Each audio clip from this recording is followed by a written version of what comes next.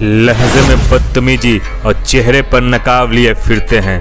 जिनके खुद के खाते खराब हैं वो मेरा हिसाब लिए फिरते हैं। जिस प्रकार बिना ऑक्सीजन के जीवन असंभव है, उसी प्रकार बिना पवन के भोजपुरी गीत संगीत नामुमकिन है। इन दिनों पवन सिंह के गाने इस प्रकार से हिट हो रहे हैं जैसे माइकल जैक्सन के डांसिंग स्टेप, चाहे वह सूर्यवंशम में गाया हुआ गाना हो, जैसे प्रखंड हो या जिला, या अखियां में नसावा, या स्त्री 2 में गाया हुआ आइकॉनिक गाना आई नहीं, या फिर चुम्मा। ये तमाम तरह के गीत पवन सिंह के स्टारडम में 4 चांद लगाते हैं। लगातार हिट पर हिट देना अगर सीखना है तो वह आप पवन सिंह से सीख सकते हैं। पवन सिंह सिर्फ भोजपुरी के सुपरस्टार ही नहीं बल्कि इससे 2 कदम आगे बॉलीवुड में भी अपना झंडा गाड़ चुके हैं। बॉलीवुड में भी उनका एक विशेष स्थान है।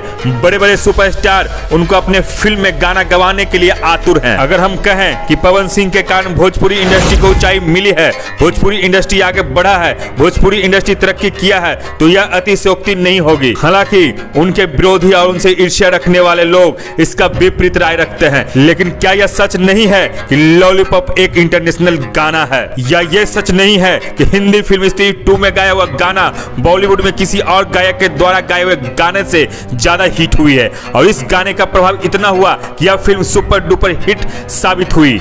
या फिर यह सच नहीं है कि पवन सिंह के द्वारा गाया हुआ हर एक गाना हिट होती है और अपना एक अलग पहचान बनाती है और लोगों के दिल में छप जाती है? क्या आप इस बात से इनकार कर सकते हैं कि पवन सिंह की वजह से भोजपुरी गीत और संगीत यूट्यूब पर ट्रेंड करते हैं? भारत में अनेकों भाषा बोले जाते हैं और भोजपुरी इंडस्ट्री से बड़ा बड़ा इंडस्ट्री भी हमारे देश में मौजूद है, जैसे south industry, Bollywood industry, Kannada industry, Tamil industry. यह तमाम तरह की इंडस्ट्री भोजपुरी इंडस्ट्री से बहुत बड़ा है। इन इंडस्ट्रियों के पास पैसा बहुत है, फिर भी अगर कोई गीत या नया गाना ट्रेंड करता है तो वह भोजपुरी का होता है और उसमें अधिकतर गाने पवन सिंह के होते हैं। तो क्या यह बड़ी बात नहीं है? क्या यह गर्व का विषय नहीं है? क्या इसमें भोजपुरी का मान सम्मान नहीं बढ़ता है? क्या पवन सिंह के कारण भोजपुरी इंडस्ट्री आगे नहीं बढ़ रहा है? नहीं तो जरा सोचिए कि पवन सिंह से पहले ऐसा कब होता था कि भोजपुरी गाने पूरा देश में लगातार सुना जाए?